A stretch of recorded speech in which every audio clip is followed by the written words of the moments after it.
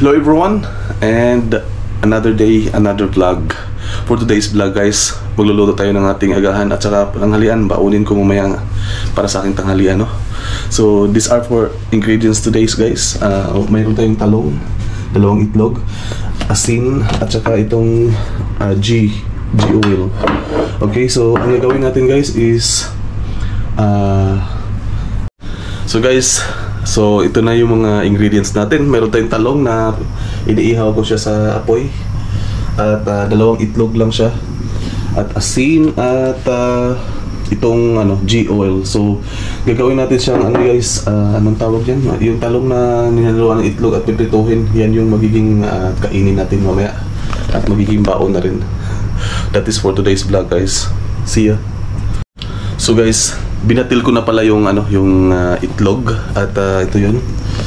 At naka-ihaw pa rin ng ating yung ating malalaking eggplant.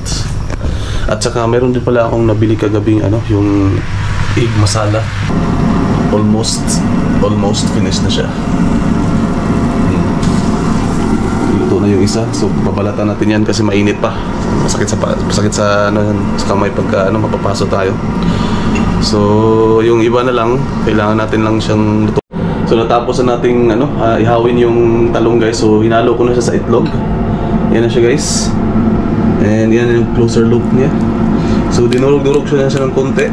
Huwag naman sobra para hindi siya maghiwa-hiwalay. So mamaya isasalangan natin siya sa pan. And yan. So naglagay na ako ng pan sa guys. So nahawin lang natin yung G oil natin para yan.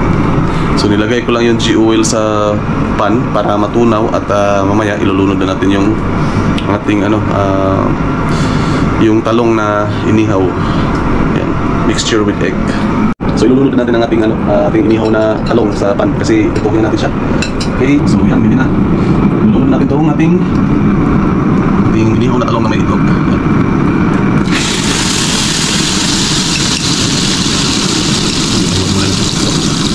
Wala na.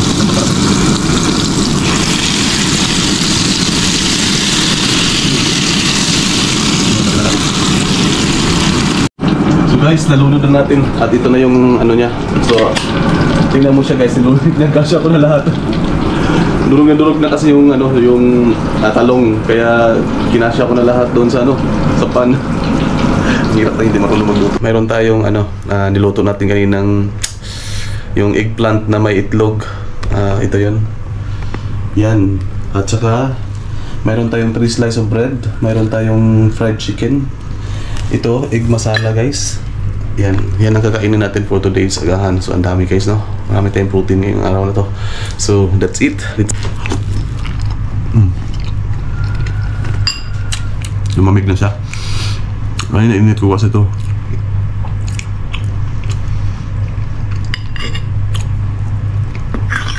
Okay, so egg masala. Sarap. Ito naman yung susunod natin tikman.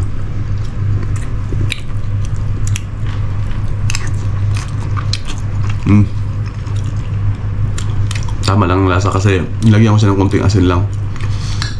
Masarap siya. Lasang talong. Ito.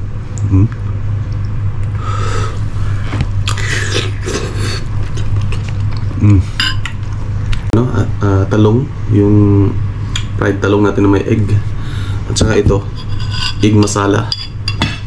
And dalawang chicken wings. Yung fried chicken wings.